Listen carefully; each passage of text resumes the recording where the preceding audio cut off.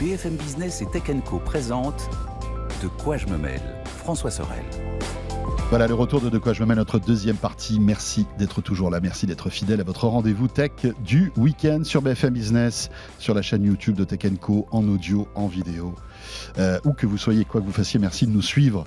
L'actualité spatiale avec Antoine Meunier, notre expert qui vient de temps en temps dans De quoi je me mêle. Salut Antoine. Salut François.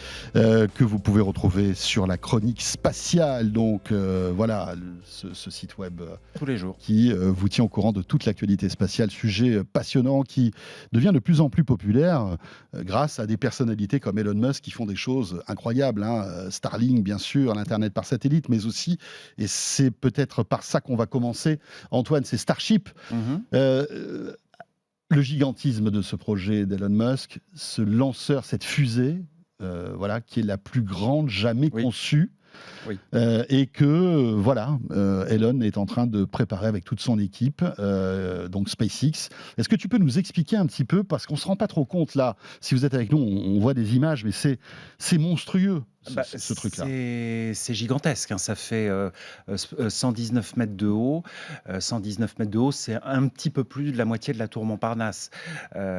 Et ça se lève du sol. Et alors, ça se lève du imagine sol. La moitié de la tour Montparnasse qui décolle. Qui décolle et qui s'élève péniblement, même très péniblement, dans le ciel. À terme, ça pèse combien de... Ça pèse à peu près 5000 tonnes. C'est quelque chose de fou. C'est un lanceur biétage, c'est-à-dire que tu as la partie basse qui fait 70 mètres, ce qu'on appelle le booster Super Heavy, qui est censé pousser pendant 3 minutes pour ensuite se détacher du Starship. C'est la partie haute qu'on voit à l'écran. Donc la partie noire, en fait, c'est le vaisseau. C'est le vaisseau. C'est le vaisseau. Et tout le reste, c'est la propulsion. Tout le reste, c'est de la propulsion. Il y a aussi de la propulsion sur le Starship, donc la partie haute. Mais la partie basse de Starship, c'est 33 moteurs Raptor qui vont développer en combiné 7700 tonnes de poussée. C'est-à-dire 5 fois la fusée Ariane 5. Wow. C'est gigantesque, c'est un véritable casse-tête d'ingénierie à mettre au point.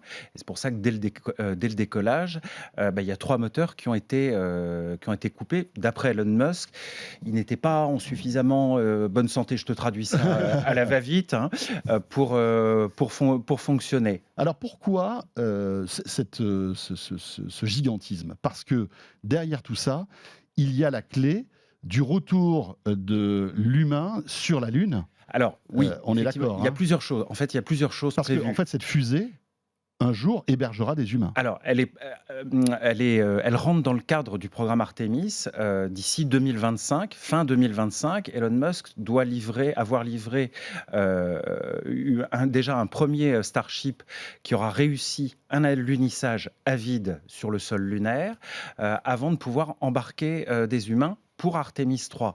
Mais au vu de ce qui s'est passé il y a 15 jours, tu penses que le délai ne sera pas tenu ? Oui, clairement pas. Donc, c'est des enjeux incroyables pour la NASA. Bien sûr, il faut absolument que ça fonctionne. Pour la NASA, mais aussi... Il y a une alternative ou pas ? Il y a toujours une alternative possible, mais Elon Musk, là, il n'a pas le choix. Il doit absolument livrer ce véhicule opérationnel. Chez SpaceX, tu as les astronautes de la NASA qui participent à l'élaboration de l'aménagement interne de Starship, mais pour l'instant, on n'a rien vu. On ne sait absolument pas à quoi ressemble l'intérieur de Starship. Autre point, c'est que Starship, il n'enverra pas des humains tout de suite dans l'espace. Il est aussi prévu pour assurer le déploiement des satellites Starlink. Avec Falcon 9, tu peux lancer 60 satellites d'un coup. Et avec Starship, je crois que c'est de l'ordre de 200 satellites, ce qui est énorme. C'est la 380 du satellite, quoi, en quelque sorte. C'est vrai que c'est même plus qu'un A380. Non, en termes de transport de personnes. Non, mais c'est énorme. Et tu dois pouvoir lancer entre 100 150 tonnes en orbite basse autour de la Terre, c'est-à-dire à peu près à 400 km. On délire en disant que c'est l'une des premières briques aussi pour emmener l'homme sur Mars. Je crois qu'avant d'envisager l'homme sur Mars, il faut déjà s'assurer qu'on va fiabiliser cet engin pour la Lune. Alors, il y a eu un lancement il y a quelques jours de ça. qui, alors pour certains experts, a été un succès, pour d'autres, un échec. Parce que la fusée a décollé, d'accord. Donc déjà, pour Elon Musk, c'est sa première satisfaction. Parce qu'il, oui, c'est ce qu'il avait dit. C'est ce qu'il avait dit. Il espérait que le pas de tir n'exploserait pas. Comment s'est passé ce tir, en fait? Il s'est passé, j'ai envie de dire, presque bien. En apparence, la fusée a décollé, elle n'a pas fait exploser le pas de tir. Mais elle a sévèrement abîmé quand même. Elle a quand même très sévèrement abîmé. On voit d'ailleurs sur les photos. Parce que je ne sais pas si vous vous rendez compte de la puissance. Il y a eu des débris projetés à près de 10 km à la ronde. Ce qui est quand même énorme. C'est aussi un bilan carbone qui n'est pas top. Il faut être clair. C'est un engin qui provoque d'énormes vibrations. On le voit d'ailleurs sous le carnot. Il n'y a pas de carnot, il n'y a rien, il n'y a pas de déluge pour absorber les flammes du décollage. Alors, on peut dire, c'est un échec, oui, parce que la fusée n'a pas accompli son tour de terre. C'est ce qu'elle devait faire. C'est ce qu'elle devait faire. Elle a explosé, on l'a fait exploser à 39 km d'altitude. Mais dans la pensée muskienne, entre guillemets, c'est malgré tout un succès parce que la fusée a décollé. Elle devait réatterrir Non, il n'était pas prévu. On n'est pas dans ce schéma-là. Là, elle devait. Le premier étage devait tomber en mer à peu près à une trentaine de kilomètres de Boca Chica, et le Starship, enfin le prototype du Starship utilisé, lui devait tomber en mer, enfin se poser entre guillemets au large des îles Hawaï. D'accord. Donc c'est le premier essai. Et pas de récupération prévue. D'autres évidemment expérimentations vont être menées pour arriver effectivement à une fiabilité. Alors l'idée c'est quand même de fiabiliser cet engin, cet immense engin le plus vite possible. Elon Musk a dit qu'il voulait refaire un tir dans les 2 mois, mais ça ne va pas être le cas. Déjà pourquoi ? Parce qu'il y a une enquête qui est menée par la FAA, c'est-à-dire l'aviation civile américaine, pour du fait qu'il y a eu une explosion. On a fait exploser l'engin lors de sa redescente. D'accord. Mais ça va prendre du temps. Et puis il faut refaire tout le pas de tir. Il faut refaire tout ça. Et puis ce qu'il faut comprendre aussi, c'est pourquoi ça a pris près de 40 secondes pour faire exploser l'engin qui, on le voit d'ailleurs sur les images, n'est plus du tout nominal. Et ça part très très mal dès le départ. Parce que déjà, il y a eu des explosions, on devine des explosions quelques secondes après le décollage, alors que l'engin venait tout juste de passer la tour. Ouais. Enfin voilà, donc c'est le début d'une histoire incroyable. Oui, mais ça va prendre du temps. Ça va prendre du temps, je pense que ça va vraiment prendre du temps. Voilà, et ça va sans doute décaler tout le calendrier prévu par la NASA pour l'exploration lunaire. Le calendrier de la NASA, déjà il y a un équipage qui va faire le tour de la Lune l'année prochaine lors de la mission Artemis 2. L'équipage a été nominé début avril. 4 astronautes, dont un astronaute canadien, mais ils ne se poseront pas sur la Lune. Ils vont simplement... ils vont refaire ce qu'ont fait les astronautes d'Apollo 8 en 68. Ils vont faire c'est la première étape en fait. Ça, c'est la première étape. L'étape suivante, ça sera un binôme d'astronautes à la surface pour Artemis 3. La NASA dit toujours fin 2025, mais je ne serais pas étonné qu'il y ait un décalage. Très bien. Bon, voilà, on va suivre évidemment ce long feuilleton muskien. C'est une épopée, hein. C'est une véritable épopée. C'est fou. Il va sans doute arriver. Il le fera. Mais ça prendra peut-être un petit peu plus de temps que prévu. Quand Musk dit quelque chose, il le fait. Le Falcon 9 a été une réalité. Le Falcon Heavy est une réalité. Bien sûr. Le Dragon et le Dragon 2 qui emmènent des hommes sont des réalités, mais avec des décalages dans les calendriers. C'est clair. Autre actualité, c'est JUICE. Oui. Tu voulais nous en parler. Qu'est-ce que c'est que JUICE ? Alors JUICE, c'est Jupiter Icy Moon Explorer. C'est la toute première sonde européenne qui va aller explorer Jupiter. Moi, j'étais à Darmstadt pour suivre le lancement, c'est-à-dire le centre de contrôle des missions de l'Agence spatiale européenne il y a 15 jours. Il y avait une ambiance assez fiévreuse, parce que tous les responsables de la mission étaient là. Moi, je me tenais à côté du responsable scientifique de l'ESA. Et quand la fusée Ariane 5 a décollé, on sentait qu'il était heureux, mais il attendait quand même que la sonde se déploie correctement. Elle va faire un long périple à travers le système solaire. C'est 8 ans de voyage dans le système solaire pour rejoindre Jupiter. C'est un engin qui a coûté 1,6 milliard.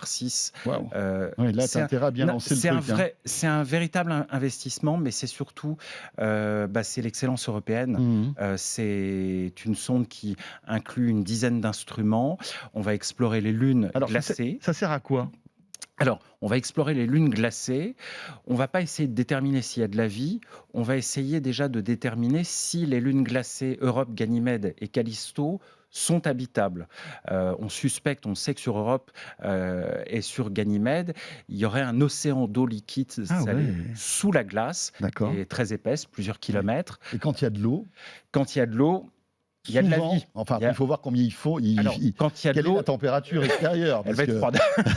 Elle va être très froide. Si tu me dis qu'il y a beaucoup de glace, à mon avis, on a intérêt à prendre la Norac. Il y a beaucoup de glace, mais on va déterminer si les conditions d'habitabilité sont présentes sur Ganymède et sur Europe et aussi sur Callisto. Qui ont quelle taille en fait ? C'est des tailles équivalentes à la Terre Ganymède fait... Ah non, ce sont des lunes, elles sont plus petites. Ganymède fait à peu près 5000 km et Europe fait 3000 km. Quel est l'intérêt de dépenser autant d'argent pour ce type de mission en fait ? C'est parce que j'imagine que les enjeux exploratoires sont importants. Bien sûr.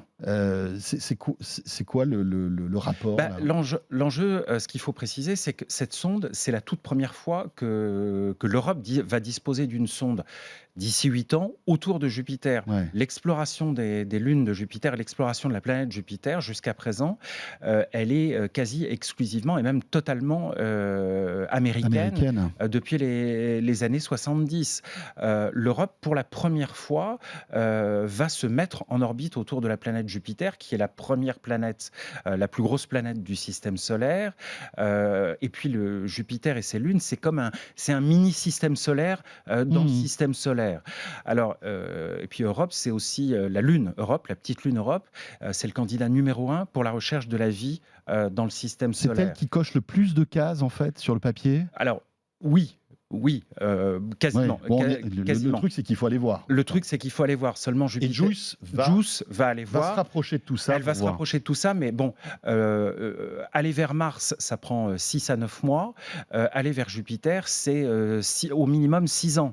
Donc c'est très long. Les premières esquisses de la mission JUICE, elles datent de 2007. Donc je te laisse faire le calcul du temps qu'il a fallu pour mettre au point cette sonde. C'est dans 6 ou 7 ans qu'on aura les premières informations. Enfin, j'imagine qu'on aura des informations. C'est vers 2031. 2031, il faut le temps d'arriver. On ne peut pas arriver en ligne droite à Jupiter, c'est pas possible. Il faut utiliser l'assistance gravitationnelle des planètes. D'accord. On utilise à chaque fois, ça sert de boomerang. Ça sert de lance-pierre. C'est comme un lance-pierre et ça te permet de gagner de la vélocité. T'imagines les calculs là qu'il faut La mission, elle est pensée depuis 15 ans, plus de 15 ans. T'as intérêt à vérifier tes calculs plusieurs fois là. Oui, il faut dire ça effectivement. Mais et donc elle va transmettre quoi ? Des photos, des données, des données télémétriques. Elle va s'intéresser au champ magnétique de Jupiter. Elle va transmettre des photos de Ganymède, de Callisto, d'Europe. Elle va sonder le radar sous la surface de la glace. Elle a un petit souci en ce moment parce qu'il y a une antenne radar qui n'est pas correctement déployée, mais les équipes techniques sont relativement restent confiantes parce que là, pendant les 2 mois qui viennent, les 2 mois à venir, elle va continuer de s'activer. On active petit à petit la sonde et ça permet de détecter s'il y a des problèmes, ce qu'on appelle une phase de recette. D'accord. Et la durée de vie de ce type de...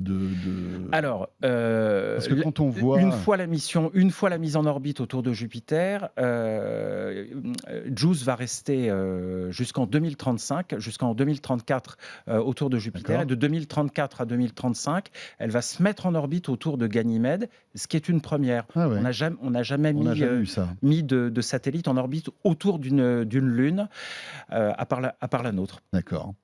Il y a une autre actu aussi, c'est la NASA qui a réussi à sauver Voyager 2, qui est un truc incroyable aussi. Oui.